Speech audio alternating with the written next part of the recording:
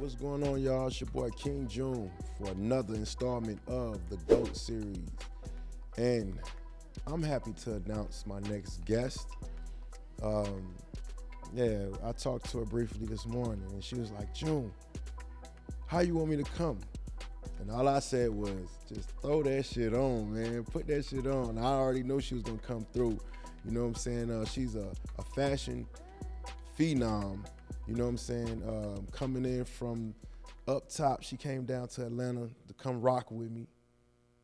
I'm gonna let her introduce herself. I mean, you gotta say her name in all caps, man. She gotta be on a Mount Rushmore when you see her name. Introduce yourself. What's good? It's your girl Illy Cartier. To some, best designer alive since the best designer died. To me, best rapper alive since the best rapper died. From Washington, D.C., I moved to Atlanta. Definitely came down to connect with my brother, man. He doing big things, and I told him, like, man, I think I got a story, and I definitely want him to be the one to help me tell it. Okay. Bet. Man, let's talk about the fit, man. Like, you came splashing.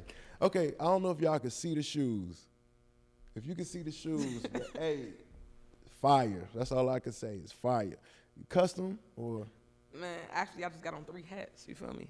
Okay. This is ski masks. These ski masks, I just put them on my shoes. So everything I really do, I don't really wear no name brand high-end stuff. It's mainly like my favorite stores like Walmart and Target. I'm just going in and figure some stuff out and do what I want to do. And the rest is just like my sweatsuit. I got my own brand, so this is a sweatsuit I'm dropping. But the shoes and the hat, they going to steal my swag. I already know. This a free one on me right here, Fashion 101.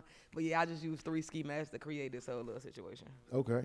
So, like, what inspired you, like, far as like on fashion, like what, like do you wear clothes based off how you feel, or you just it's like a whatever thing or whatever comes to mind? I think originally starting with fashion, how I even got into it was like, man, being poor, you feel me? Okay. Like not being able to afford the high end stuff, and then like they really just putting out to the public that kids get bullied for like not wearing name brand stuff. But back then it kind of like was behind the scenes. Like if you ain't had the latest Jordans or the latest Timberlands or whatever it was, you got bullied for. So more so me, like I lived in a household where like we was really from the hood, 10 deep in one house. So it's like, let me create things that make people think it's name brand. They just ain't never heard of it. So that's kind of how I got into fashion. And then my grandmother was more so like, I ain't buy no Jordans, ain't find your way through college. She would never buy nothing of people that she feel like we didn't never really know in person, and that was I was gonna meet and help me out in life. So it's more so like pay less, whatever we could afford. So I started from there. Like I started switching my own. I started taking shoes apart. Like in my older cousins, they had older Nikes and Jordans. I would take the tongues off of their shoes or the straps and get a Payless shoe and then revamp the whole shoe like I had the newest Jordan, the newest Nikes. Man, that's you know dope. That's dope. Very innovative. And then like now, I just never wanted to be like nobody else. Like I just came up like I thought I was different from the beginning. I don't know. Like some people really come out and be like, "Oh, I'm a star," and like when you a kid, right? You grow up and people like, "What you want to be?" And people like doctors and lawyers. I was like, "Y'all want to be an astronaut?" You feel me? That was like the first thing I ever wanted to be. It was like because I just seen myself out of this world. Like that's so I just started to dress like different. Like, oh, you don't want to wear that? I'm gonna wear that just because you don't want to wear it and show you how I wear it. Right. Just came up, like I said, not having nothing and wanting to be different at the same time. That's what kind of pushed me into the fashion world. Facts. I can agree because like when I was coming up, I always wanted to get the hottest thing that other kids got. And it wasn't that my mom couldn't afford it. It was like she was like, be you. You know what I'm saying? She used to buy me Payless clothes just because it looked good. She's like, you could wear this and still, get fly. And as a child, I really didn't understand it until I got older. You know what I'm saying? Because it's like I got choices. Even now, I'll wear a Target outfit. You know what I'm saying? Like this shirt right here came from Target. You know what I'm saying? Hoodie came from H&M. But it's all about who wears it. It's not about what you put on. Right, yeah. You know what I'm saying? So describe like DC. I'm familiar. I used to live in Virginia. So Virginia get like y'all overflow. Nah, for real. So describe like the elements in DC. Well, it's crazy because like for me coming up, so recently within the last 4 or 5 years, they started this whole movement called the DMV movement, which like DC, Maryland, and Virginia.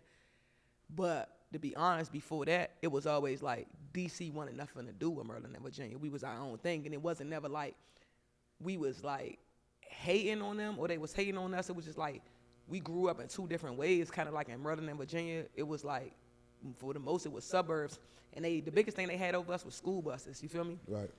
And that might not seem like a lot, but it's a lot when it comes to weather, for one. Because when it's snowing outside, you ain't got to walk through the snow in some shoes that you done got from your big brother, and they might don't even fit, snow getting in your shoes and all that. And for two is that you are safe because you can literally get to school and get off the bus, and you guaranteed to make it back home. When we from D.C., we don't have school buses, so when you like in elementary, you maybe go to school in your neighborhood. And then once you get to middle school, you kind of got to walk through two different neighborhoods that y'all probably beefing with. So now you might fight in 2 times before you even get to school at 8 o'clock. Now you in high school, you walking through 5 neighborhoods, and now the beefing is turned from getting jumped to getting killed. So then between Maryland and Virginia was like, y'all guaranteed to make it home unless somebody shoot the school bus up. And that's maybe now. People weren't doing that back then. So now, and then we had our own culture of music, which is go-go. So it's kind of like for Atlanta, they had crunk music. And it's kind of like go-go, but kind of like maybe it's their own niche, but kind of like if you hear it from the outside, then it's kind of like slowed down a little bit. With go-go, it's real live instruments, and it's like a whole culture where the whole world didn't understand go-go. It was, and then we had no big artists to really put us on. We had big comedians that come out of D.C. like Dave Chappelle, Martin. You had the Braxtons that was in that area, but nobody really highlighted go-go. We heard it in some of the music, like with Beyonce music or A. Marie, but nobody really knew what it was, so they gave certain producers from other places credit. So we kind of like just had our own style growing up. It was like, when you see a person from D.C., you be like, oh, you from D.C.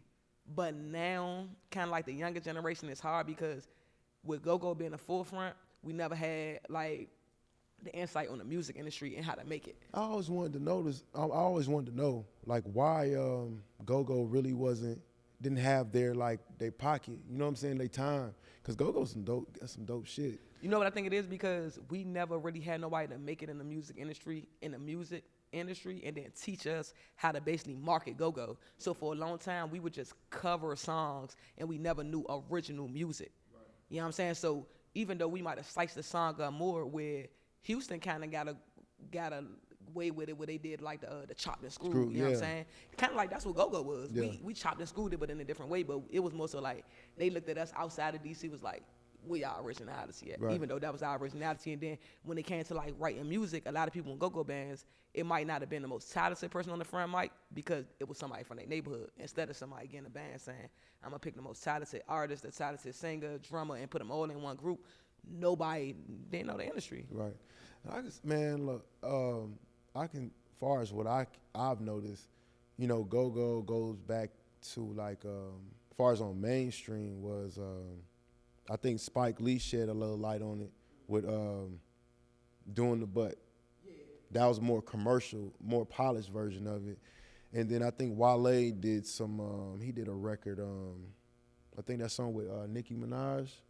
It had a go-go feel, but he haven't really like embraced it. Like this is the sound. You know what I'm saying? He'd probably, do here and there, but I just wanted somebody to come out with that shit. I guess how can I politically say this in the Wale situation without it going like saying negative? Wale not from DC. You know what I'm saying? So maybe he was in all age go-go's when he was in high school. We literally grew up off it. So he kind of merged with the go-go band that was from DC, and then they created, like, you know how some people be in a group and they're like, all right, we're going to let you get on first and everybody else get on. So kind of like when he merged with that go-go band, he had the knowledge because he was in college, but they had the street accreditation and the sound, so they kind of created that sound around him. But once he got on, like, he didn't really put the go-go bands on the way that he's supposed to. And not saying on him, he might didn't know how, because like I said, we come from a city or a region that don't really understand the music industry.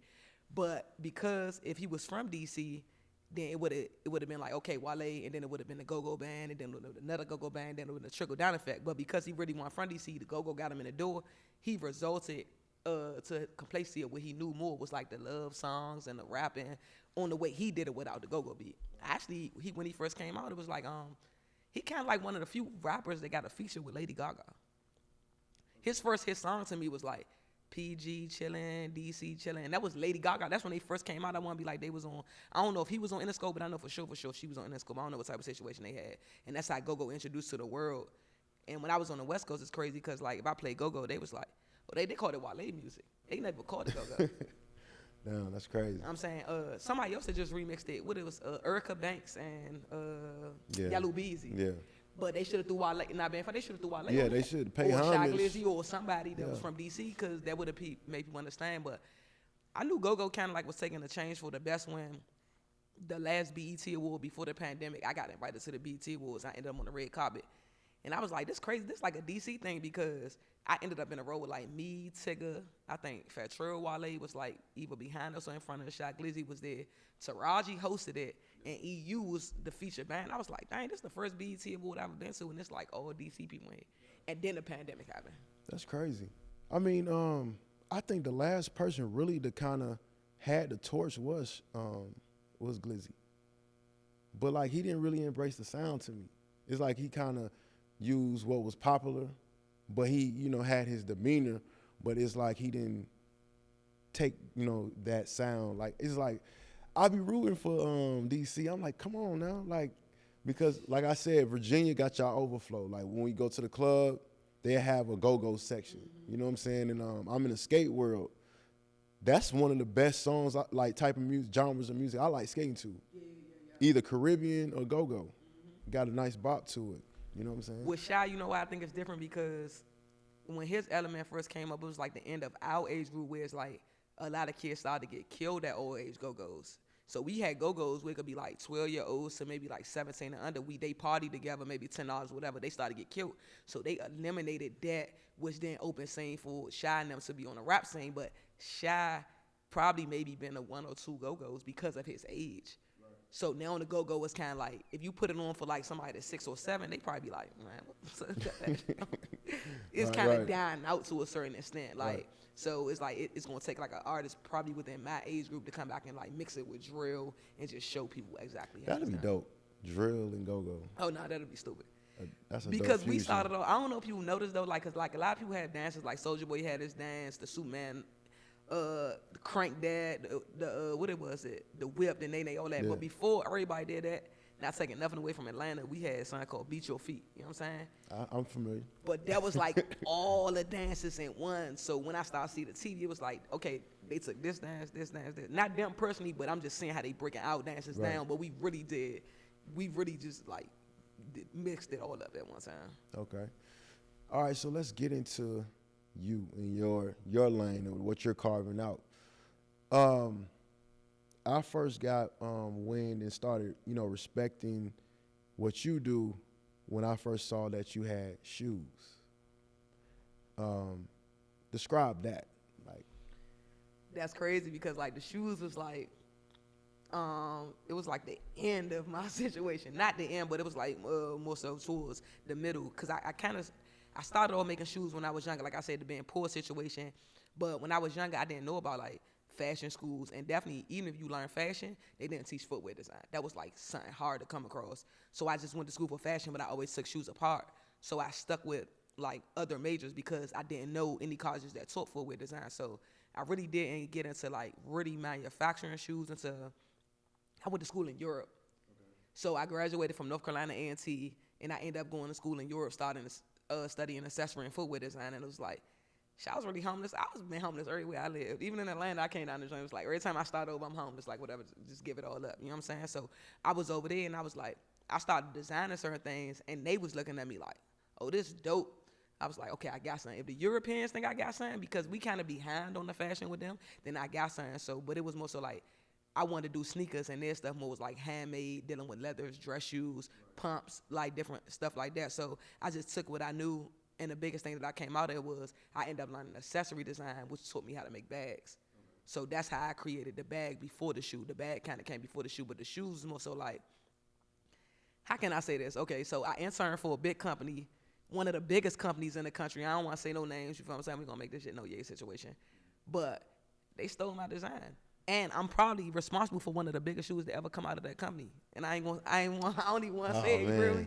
Like, when I tell you that documentary that I'm saying is gonna work, and you can be like, you would have never know I created that shoe. So that kind of pushed me back. I never knew nothing about intellectual property. It was just more so like design, but I didn't know how to really make shoes. I just knew how to sketch them.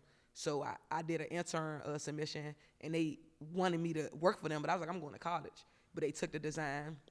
So that was one of the things. And then I made a bag, and I was like, I want to get into shoes, and one of my favorite shoes was the Ewans.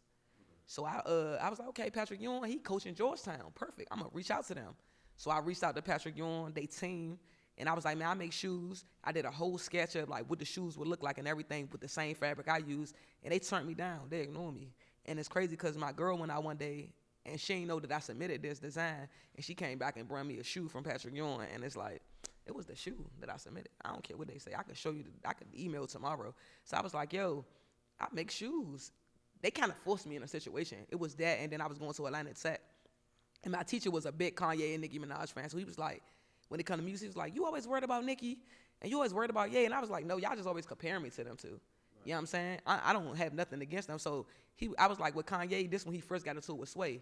And I was like, he was like, Sway don't got the answer. And I was like, nah, why he just don't make his own shoe? You know what I'm saying? Why he waiting for people to do, like he was arguing about the Red Octobers. And I was like, why he just don't drop his own shoe? And my teacher was like, it's not that easy to make a shoe. And I was like, bro, I make shoes in my house. You can make a shoe. Like, can't be that hard. So between that and you and I woke up one day like, man, I'm about to make a shoe. And I made a shoe. And then it's just like, it took me a long time because I sent it to the Chinese people. They ain't understand what I want to do. They send it back. I fixed it. I sent it back. So we probably spent $1,000 just in shipping fees.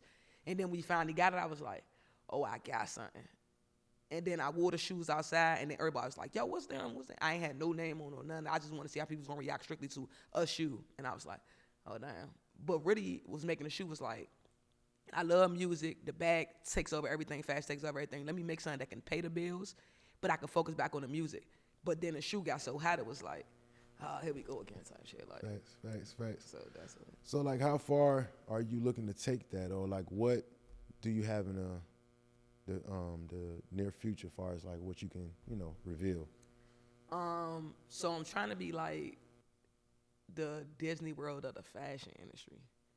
You know what I'm saying? I really want to create a amusement park. Like, I already have a name of it. Like, it's something called Area 777, where it's like a big old spaceship where people could come and really understand, like, where fashion started, how to create their own lines. And I really want to cater to the youth first and then let adults come in, like, on some VIP stuff. But I really want to, I feel like, so in school, in fashion, we taught, like, 3 things that make you buy. The first thing that make you want to buy something is the color. Like, the color attracts your attention because color could change moods and it dictates emotions. So if you like the color, then you go in, and then the next thing is the fit. You try it on, you like, damn, I like how it fit. Then you look at the price last and you determine if you could buy it. But if you don't like the color, and then when you put on it's too big, you ain't even gonna look at the price. So I'm saying the biggest thing was like, okay, fashion sells an emotion. It sells, I wanted to sell an experience. So that's kind of like why I named my brand Build a Bag. Like, everything is more so like, it's not about, like, when I say bag, I ain't talking about the money. It's like your legacy. So everything that, like, when people build a bag, I want each piece to mean something to them. Or either building their shoes or building their jackets. Like, even my outfit, everything comes apart, right? So people gonna be able to buy sets, but each set, I want them to be able to feel like they created the moment when that outfit that they put on.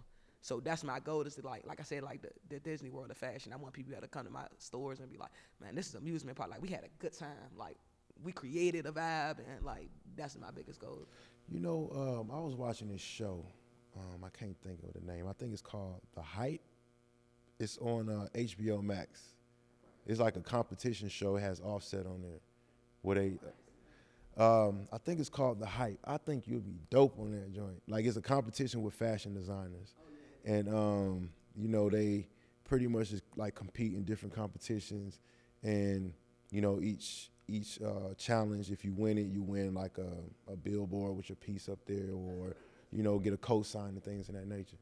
And I was watching and I thought of you. I said, man, she'll be dope on this joint. You know what I'm saying? I would go on any show right now. I remember, like, I got approved for, like, Project Runway. This was probably, like, I was young before the filming process, probably, like, the level before that. And what's crazy was I ain't know how to use a sewing machine. Like, when people thought I really know how to use, I ain't learned how to use a sewing machine in college. If I could say one thing that college taught me was using a sewing machine. I hand sewed everything. It took me so long. I knew I was better than people, but it took me so long to create it. They probably would have created a whole line before I got one piece out, because I was that detail oriented too.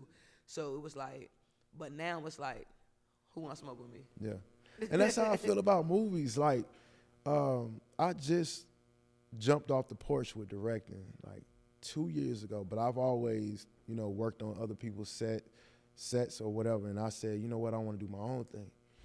So right after the pandemic, I did my first film by myself. And from there, as soon as I finished one, I back in the lab on another one. And people was like, man, how do you do that? I never seen that before. Like, you know, you don't take no breaks. I'll tell them, I say, man, the object of the game is to stay in these people's face. You know what I'm saying? Be consistent. If you're trying to build a reputation or build value to your name, you got to keep working until, you know, the product eventually works for you. You know what I'm saying?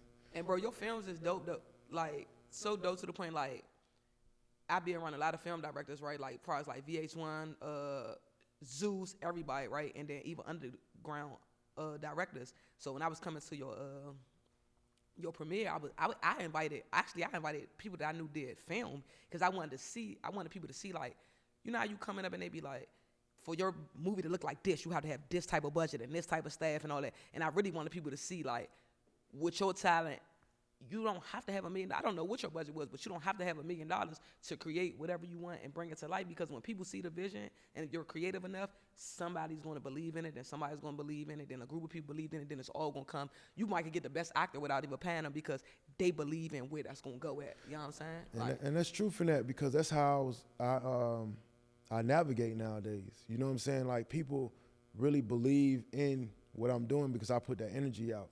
And they say, like, I actually carved the lane within this, far as, like, I feel like I've motivated a lot of people that I've spoke to, and just being a fly on the wall, a lot of people are like, man, I'll do this, but I need this type of budget. In my head, I'm like, dude, do you know the type of access they gave us, far as, like, the cameras we could use? I shot my first film on my phone. You know what I'm saying? And it came out better than what I imagined. And then, of course, you know, through time, I elevated. But you don't need all that money, because on the internet, there's all these apps that you can use to edit, you know what I'm saying? And it's so much stuff that you can use to utilize, but I think people do not explore, you know what I'm saying, what can be done. And when people tap into their potential, it's easier than what people make it, you know what I'm saying? Nah, definitely. And then I think, like, it's definitely your time, bro. Like, I can't even say that in a different way. And the reason why I say that, because, like, we have similar stories maybe on film, and we both, I think, collectively on the music. And we probably, I don't know which one you love the most, but we both have different things that we love. And then the film and the music probably the forefront, and the fashion and the music the forefront for me. But it's like where we are right now in society, and the frequencies that we're building up for us to be on this stage right here, I think somebody might come back and look at this interview. It could be next month, it could be next year, and be like, they didn't even know what was about to come out of this whole situation. Because I've been working so hard to run into a director, because I looked at a Tupac interview. I forgot what year it was, when he was talking about, it was a book, and it's called How to Write a Screenplay in 21 Days. Like, I've been writing movies my whole life. Even though my life is a movie, the type of movie that I write, you would never think that it's the type of movies I write. And I just literally wake up and I could tell you from start to finish, the climax, I could tell you the table, I could tell you everything about the movie, but I never had nobody to bring it to life. Right. But I also didn't have a budget. But now it's like I know how to get to the money if I need it. You know what I'm saying? So definitely. Because you see, we always in different places at different times. You and Jimmy usually, and I sort of left today, so you was like, where you went? And I was like, oh, I'm in Atlanta. Usually I'd be flying out, and I was like, bro, I'm trying to get with you, because I'm trying to do this biopic, and we always just like cross paths, and we never get to really run into each other. Right, because we in motion. Yeah. But, you know, I was like, let me reach out to her, man, and, you know, exchange energy with you, man, because I feel like we're, you know, one and the same in a lot, you know what I'm saying? And I don't want people to break me down to being just a director or whatever. I love art, you know what I'm saying? Like, one moment I might not be into or feeling being behind the camera. I just want to paint all day. You know what I'm saying? I might be in my music bag, or I might be in my author bag, or, you know what I'm saying? As long as I can express myself, I'm good. You know what I'm saying? Oh, so you paint? I do anything dealing with. Oh, you like, yeah. You know what I'm saying? Like, I'm a seasonal person. Right now, my season is directing right now. Right. You know, and it might last for a year. It might last for the next 30 days. I'm all inspired, you know. So while you directing, let me just go ahead. Let me get down with you right quick. But yeah, it's like I'm a spiritual person, and yeah, investment? Oh, not just like, man, I went from a time was like I was raised on church, right? And then I got to the time where like so many things happened to me as a young female, and then dealing with deaths, cause my mom and my grandma died from cancer, right? You know what I'm saying? And then home to that, I started questioning God.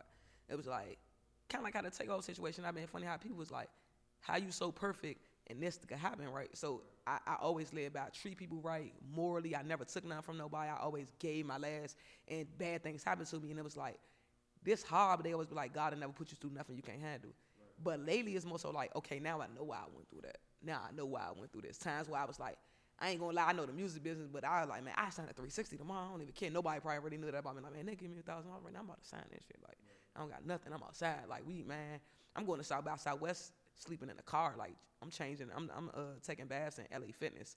Getting a 7-day pass in Austin, Texas with my brother. We changed in the parking lot. People think we trying to stick the parking lot, but we keep parking there every night. Yeah. So to be from there to like, got an acre of land in Atlanta now, when I got like my own little factory inside the house, it's like, okay, God, all right, I'm sorry I judge you, you know what I'm saying, but it's coming along. But the blessings is not just for me too. I gotta always make sure my family and friends straight. The blessings is always like, I just feel like I'm a vessel to just basically pass the blessings on for real. And I just gotta always think like that. Right. Great things coming for you, you know what I'm saying, in this coming year. And Lord behold, you know what I'm saying, when I had that intuition, I never, you know what I'm saying, was wrong on that. You know what I'm saying? So it's like, man. So let's get these images together. You know what? So it's like when it's all said and done, like how do you want to be remembered? Definitely as an icon. But when I say icon, I don't mean like, you know how you got some icons like in the music industry, they might be like, let's just say, I'm trying to think, you got Ella Fitzgerald, you got a lot of different people. I want to be known, I think as being a female, right, and I look at the music industry, because music is my biggest passion, I don't think these little girls have nobody to look up to.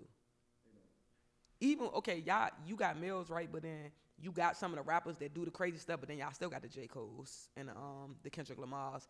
But on the female side, like if I had a little daughter right now and I say, hey, go watch TV, who would you want her to look up to? And it's not taken away from no female artists right now. It's none of them. So I want to be that female that changed the world, that make little girls grow up, like, especially little girls that don't have their father around, you know what I'm saying? To teach them how a man's supposed to be treated, regardless of what my sexual orientation is. To teach them how to grow up and be like, if you was to have kids, how a woman should be treated, how to take care of your household, far as like hygiene, far as like you want a man and you want a family, but you don't necessarily need a man to feel like you're successful in life. Just certain things that I've been through on both sides of the playing field as a female and being gay, to teach a little girl to be like, man, I want to be like her. Like, I really feel comfortable. Like, a lot of artists be like, man, I don't want that responsibility. I'm not your kid's role model. I'm like, nah, I want that, though. Yeah. I want a little girl like 5 or 6 to be like, man, Illy did this, and she came from the hood, and she went to college, and I could do it, too. I really want that responsibility, and I'm just ready to take that challenge. I want to be remembered like that, like the female that changed the world. Like, I want to change the world. Like, I'm the same way. And what you said was very important. A lot of artists don't want to take on the responsibility of being a role model, but you really are. You know, because you have influence over these people. You have influence over them paying you for your product or whatever you're putting out. And, you know, you got a lot of people that actually follow their lifestyles and their story to the T. You know what I'm saying? So you have no choice but to take that responsibility on, you know, because you're a public figure. But, yeah, so, like, how can everyone get in contact with you? So, the main way you can get in contact with me with is Instagram, and that's Illy, ILLY, Cartier, CARTIER. My website is buildabag.shop, SHOP. We'll give you my phone number, but that might go there. But I'm like that personal, though. I really meet people and get them my real phone number. Mainly Instagram, my email, illycartierofficial@gmail.com, and that's probably pretty much all my handles. And I just tell them, like, for me, it's like, I have one saying that I go by, and it's like, be a king, find a queen, and build the bag, but let the bag be the legacy. Don't just be chasing money out here, man. Y'all heard it. Well, this concludes this installment of the GOAT series, and thank y'all for tuning in. I'm your boy King June, and we out.